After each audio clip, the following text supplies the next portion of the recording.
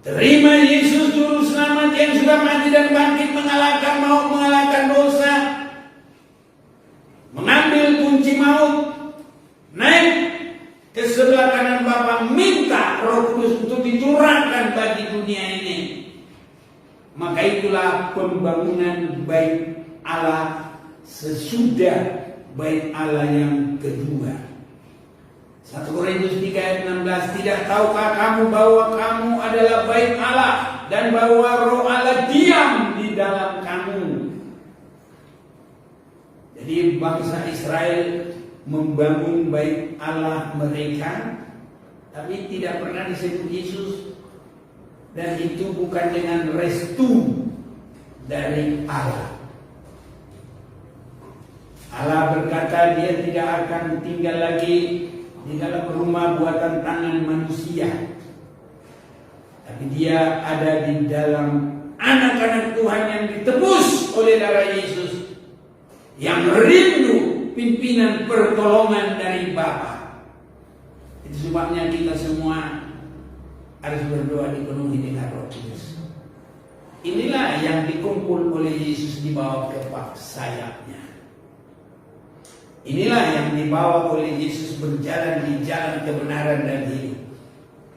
Tidak ada lagi orang Yahudi, tidak ada lagi bangsa Israel, tapi semua hanya di dalam kelahiran baru, hanya di dalam Yesus Kristus.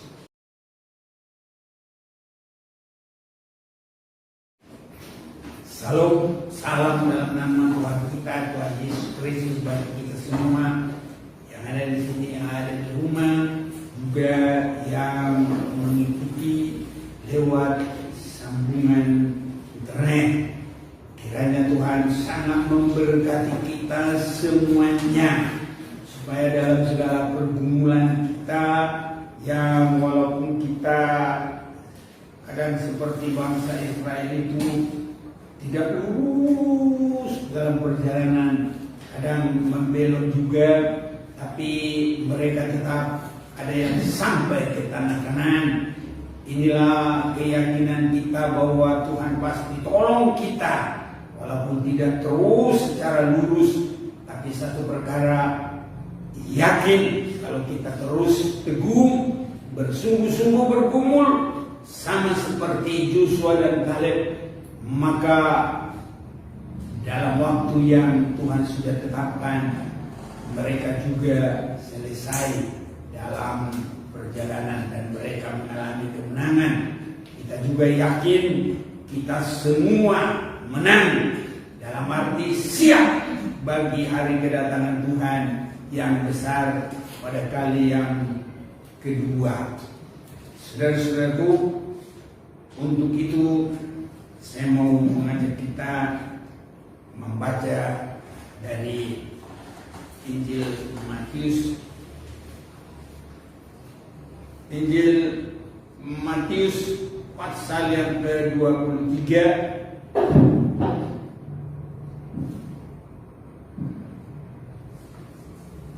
ayat 37 sampai 39. Keluhan terhadap Yerusalem. Yerusalem, Yerusalem, engkau yang membunuh nabi-nabi dan melempari dengan batu orang-orang yang diutus padamu.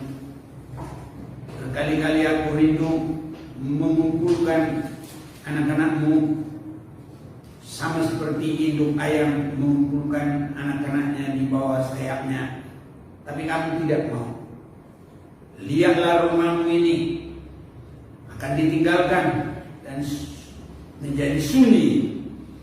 Dan aku berkata kepadamu, mulai sekarang kamu tidak akan melihat aku lagi, hingga kamu berkata, diberkatilah dia yang datang dalam nama Tuhan.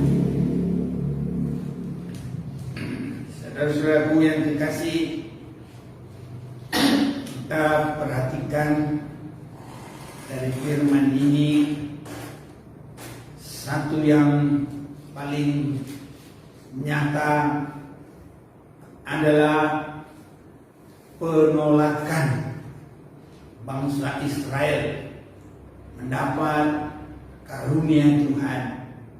Penolakan bangsa Israel dibawa ke tempat yang aman. Yerusalem itu adalah mewakili orang-orang Israel. Dan di sini kita lihat berkali-kali aku rindu mengumpulkan anakmu sama seperti induk ayam mengumpulkan anak-anaknya di bawah sayapnya, tetapi kamu tidak mau. Lihatlah rumahmu ini akan ditinggalkan dan menjadi sunyi. Ada banyak kaitan di sini. Satu adalah penolakan yang secara terus-menerus. Jadi tidak mau dibawa dalam hal berkat dan yang aman. Tetapi dalam waktu yang lama, keselamatan hanya di dalam Yesus, tidak ada yang lain. Ibadah juga hanya di dalam Yesus. Sampai nanti diberkatilah dia yang datang dalam nama Tuhan. Jadi keyakinan pada kedatangan Yesus Kristus itulah yang paling akhir. Saudara-saudaraku, di hal apakah Yesus mau menyatukan? Kalau kita juga memperhatikan dalam Injil Yohanes pasal yang ke-14, Yohanes 14 ayat yang ke-6, kalau saya boleh perhatikan, ini juga adalah cara Yesus mau menyatukan bukan hanya bangsa Israel, tapi semua manusia yang ingin diberkati Tuhan. Yohanes 14 ayat 6, kata Yesus kepadanya, akulah jalan dan kebenaran dan hidup. Tidak ada seorang pun yang datang kepada Bapa kalau tidak melalui aku. Jadi inilah jalan kebenaran, jalan hidup. Tidak ada jalan yang lain. Itu sebabnya nanti bangsa Israel itu yang disebutkan bagaikan Yerusalem, dan aku akan berkata kepadamu, mulai sekarang kamu tidak akan melihat aku lagi, hingga kamu berkata, diberkatilah dia yang akan datang dalam nama Tuhan. Jadi ini artinya semua harus mengakui Yesus yang akan datang, Raja segala raja, hakim yang menghakimi semua manusia, bahkan di dalam hal yang sangat aman dan damai. Dia mempelai bagi gereja yang dewasa, yang sudah tidak bercacat celah, mengangkat dan bersama duduk sebagai mempelai. Saudara-saudaraku, itu adalah usaha yang dilakukan oleh Yesus Kristus. Bagaimana itu boleh terjadi? Bangsa Israel dan semua manusia berjalan di dalam satu jalan kebenaran dan hidup. Inilah kalau Yesus sudah masuk dalam penebusan, menebus manusia, mati dan bangkit. Ini tidak dimengerti oleh orang Israel, bahkan sampai pun orang-orang sekarang ini, dan sampai pun orang-orang di akhir zaman tidak mengerti. Saya berdoa biar kita semua mengerti. Saya berdoa biar semua yang mendengarkan firman ini boleh mengerti lewat Facebook siaran langsung, Instagram yang kita sudah bikin juga, dan juga lewat YouTube. Saya berdoa mereka yang mendengar mengerti, menerima, dan bertindak, berjalan, disatukan oleh Yesus dalam keindahan bagaikan induk ayam mengumpulkan di bawah kepaknya, dinaungi. Kalau kita berjalan di jalan kebenaran dan hidup, itulah kita dikumpulkan lewat satu jalan itu, nggak ada jalan lain. Dan kita aman, damai, sejahtera. Itu sebabnya harus mengerti firman Tuhan ini.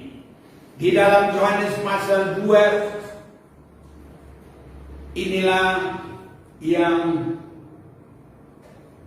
perubahan yang belum bisa ditangkap langsung oleh banyak orang. Dan ini adalah cara Yerusalem menolak Yesus. Cara Yerusalem yang dimaksud cara orang Israel menolak Yesus. Dalam Yohanes pasal 2 mulai ayat 13, Yesus menyucikan bait Allah. Ketika hari raya Paskah orang Yahudi sudah dekat, Yesus berangkat ke Yerusalem. Dalam bait suci didapatinya pedagang-pedagang lembu, kambing domba dan merpati, dan penukar-penukar uang duduk di situ. Ia membuat cambuk dari tali lalu mengusir mereka semua dari bait suci dengan semua kambing domba dan lembu mereka. Uang penukar-penukar diamburkannya ke tanah, dan meja-meja mereka dibalikan. Kepada pedagang-pedagang merpati ia berkata, ambil semuanya ini dari sini, jangan kamu membuat rumah Bapakku menjadi tempat berjualan. Maka teringatlah murid-muridnya bahwa ada tertulis, cinta untuk rumahmu menghanguskan aku. Orang-orang Yahudi menantang Yesus, katanya, tanda apakah dapat engkau tunjukkan kepada kami bahwa engkau berhak bertindak demikian? Jadi Yesus menyucikan bait Allah dan untuk membuat pembaharuan jalan untuk dikumpul melalui pemeliharaan dan berjalan dengan jalan yang dibuka oleh Yesus. Orang berkata, tadi saya sudah membaca, orang Yahudi menantang, ya, 18, menantang Yesus, katanya, tanda apa yang dapat engkau tunjukkan kepada kami bahwa engkau berhak bertindak demikian? Jawab Yesus kepada mereka, rombak bait Allah ini, dan dalam 3 hari aku akan mendirikannya kembali. Inilah yang sulit dimengerti banyak orang. Orang Yahudi minta tanda. Tanda apa untuk kamu bisa mengusir pedagang-pedagang, menyucikan bait Allah. Tanda apa? Maka Yesus berkata, rombak bait Allah ini, dan dalam 3 hari aku akan mendirikannya kembali. Ini orang Israel sampai sekarang ini susah, saudara-saudara, tidak mengerti. Dan inilah juga adalah menjadi alat bagi mereka karena ketidakmengertiannya itu untuk menyalibkan Yesus.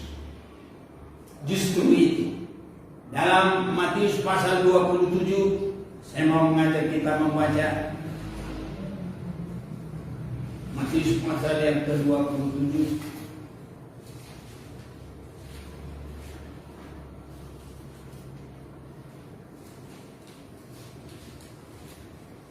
Ayat yang ke-40.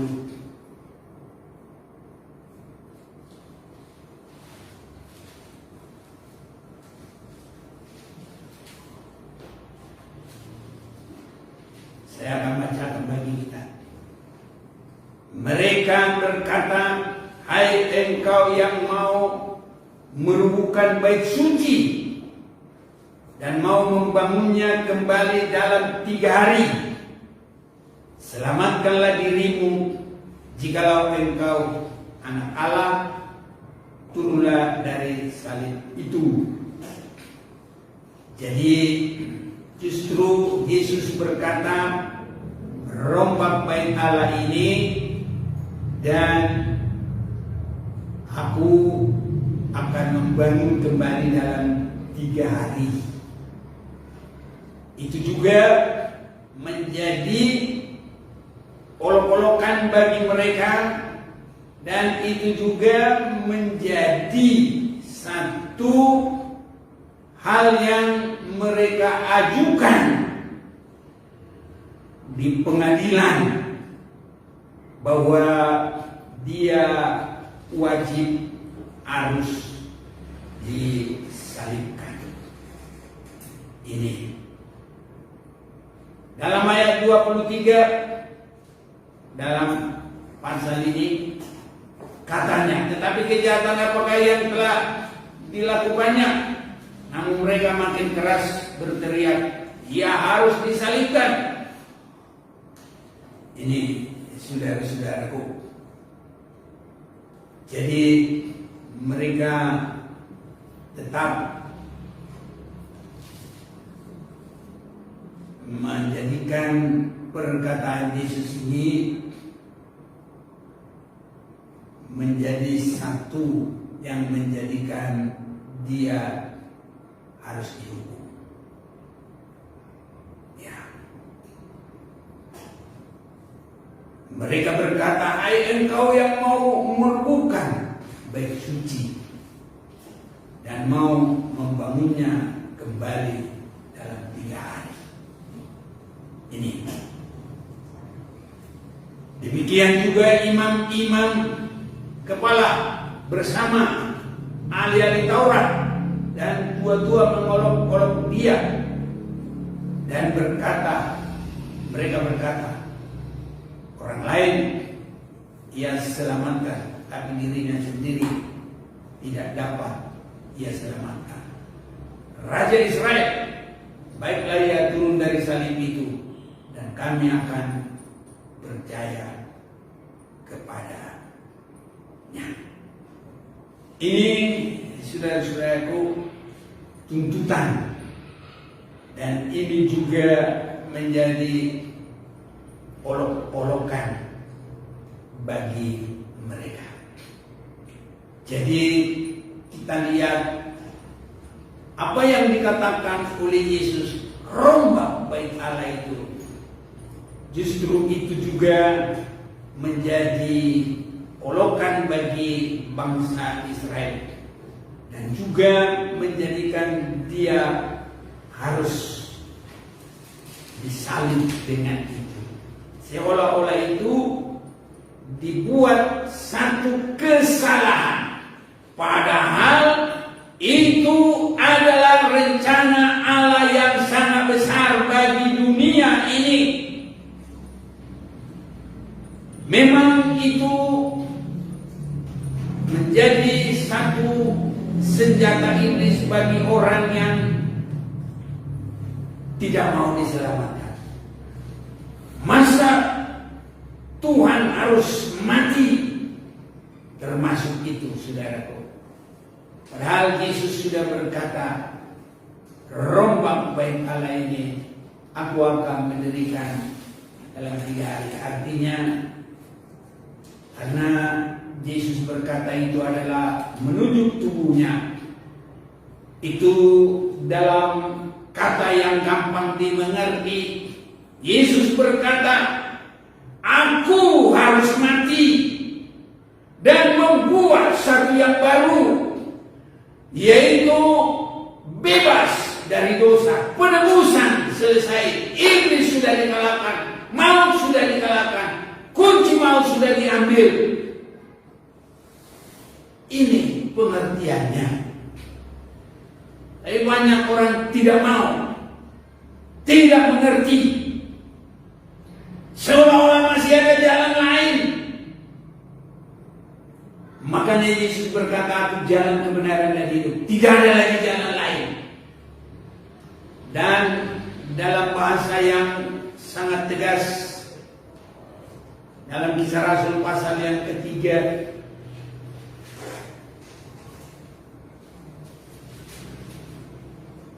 Kisah Rasul pasal yang ketiga,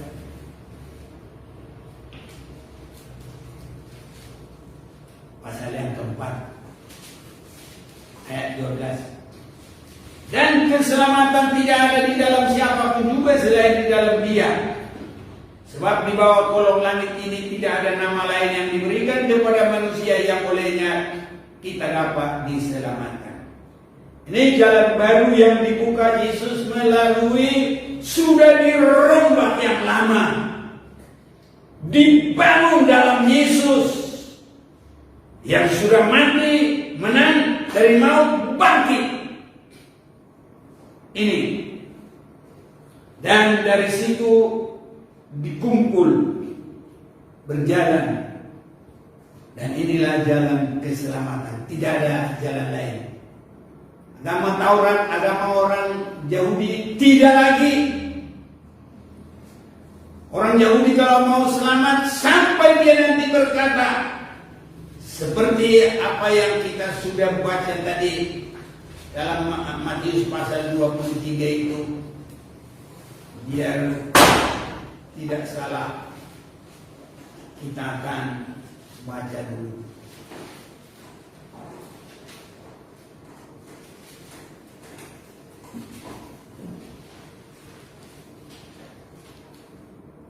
Ayat 39, Matius 23:39. Dan aku berkata kepadamu, mulai sekarang kamu tidak akan melihat aku lagi, hingga kamu berkata, diberkatilah dia yang datang dalam nama Tuhan. Jadi Tuhan tidak memberi kesempatan, tidak ada persekutuan, sampai nanti hanya tinggal menerima Yesus. Hanya menerima Yesus, tidak ada lagi. Nah, kalau sekarang menerima Dia dari firman, benar sesuai dengan itu, diberitakan, diterima, kita percaya, selamat. Nah, tapi di luar itu, biar bikin apapun agama Taurat, agama Yahudi, apapun yang mereka perbuat, tidak bisa lagi. Hanya tinggal kalau mereka nanti percaya Yesus, dan nanti pada hari kedatangannya itu terjadi, dan itu adalah penutup. Saudaraku, memang itu kita sudah sering membaca dalam Roma pasal yang ke-11. Kita akan baca dulu Roma 11 ayat 25. Sebab saudara-saudara, supaya kamu jangan menganggap dirimu pandai, aku mau agar kamu mengetahui rahasia ini. Sebagian dari Israel telah menjadi tegar sampai jumlah yang penuh dari bangsa lain telah masuk.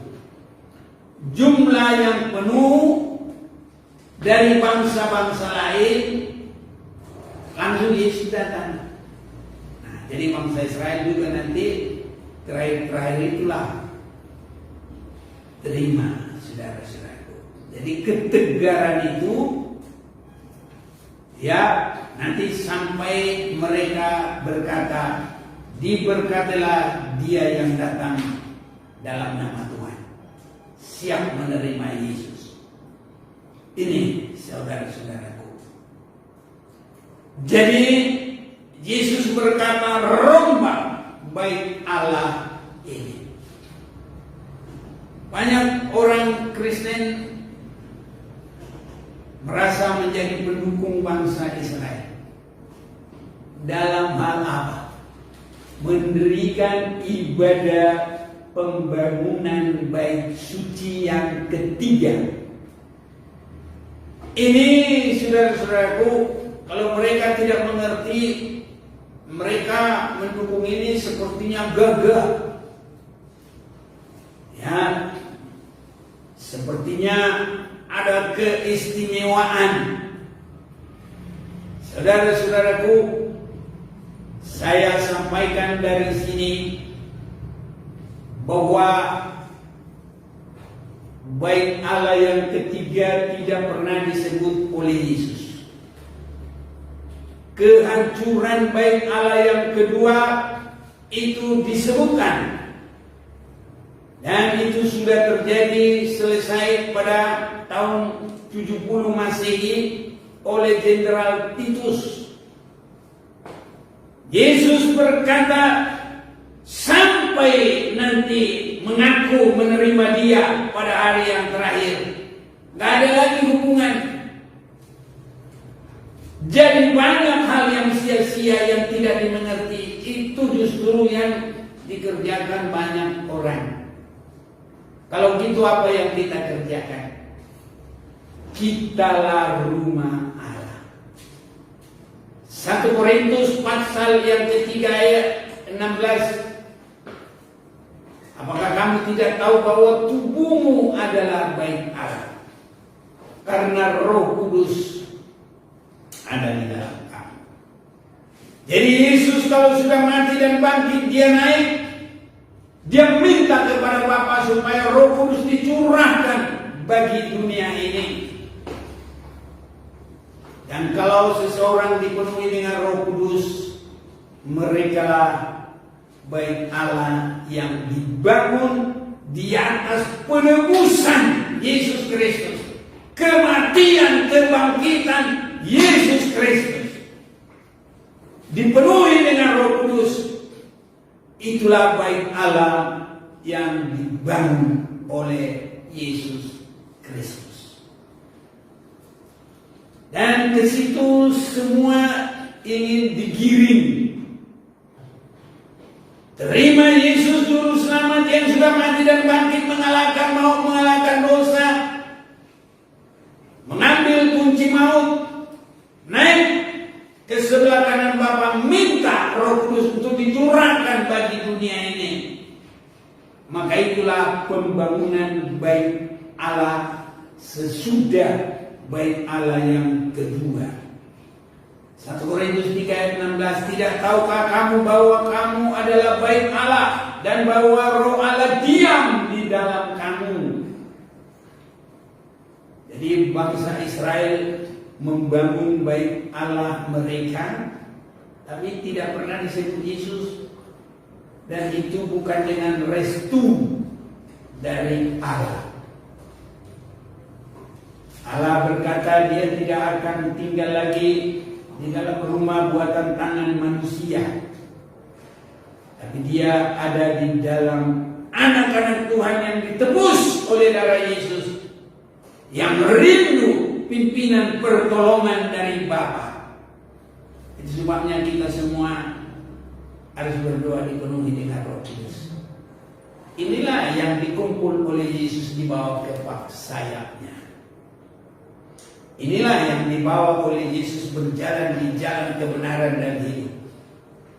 Tidak ada lagi orang Yahudi, tidak ada lagi bangsa Israel, tapi semua hanya di dalam kelahiran baru, hanya di dalam Yesus Kristus. Ini saudara-saudaraku yang kekasih, kita sudah sering membaca bahwa tidak ada lagi perbedaan, semua sudah sama kalau di dalam Yesus Kristus. Ayat ini sering kita baca, saya juga mau baca dulu Galatia pasal 3 ayat yang ke-27 atau mulai dari 24. Jadi hukum Taurat adalah penuntun bagi kita sampai Kristus datang, supaya kita dibenarkan karena iman. Sekarang iman itu telah datang, karena itu kita tidak berada lagi di bawah pengawasan penuntun. Sebab kamu semua adalah anak-anak Allah karena iman di dalam Yesus Kristus. Karena kamu semua yang dibaptis dalam Kristus telah mengenakan Kristus. Dalam hal ini tidak ada lagi orang Yahudi, tidak ada orang Yahudi, orang Yunani, tidak ada hamba atau orang merdeka, tidak ada laki-laki atau perempuan, karena kamu semua adalah satu di dalam Kristus Yesus. Jadi di sini penyatuan di bawah kepaknya Tuhan. Itu artinya di dalam penebusannya, dalam kemenangannya, dalam dia naik ke surga, minta Roh Kudus, dan kitalah bait sambungan dari bait Allah yang kedua itu.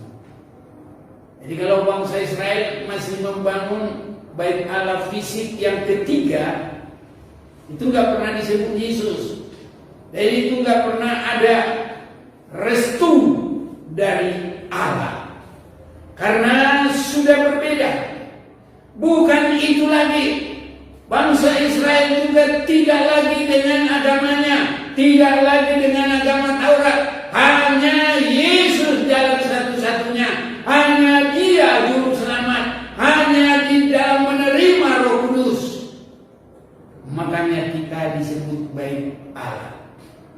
Itu sebabnya saudaraku, malam hari ini kita mau menyembah Dia dalam kepenuhan Roh Kudus. Segala apa yang tidak berkenan kepadanya, mari kita mau disucikan darah Yesus, dan kita mau menyerahkan hidup kita dalam segala pimpinan daripada Tuhan. Kita mau datang menyembah Dia, kita mau menyanyi, peganglah tanganku Roh Kudus setiap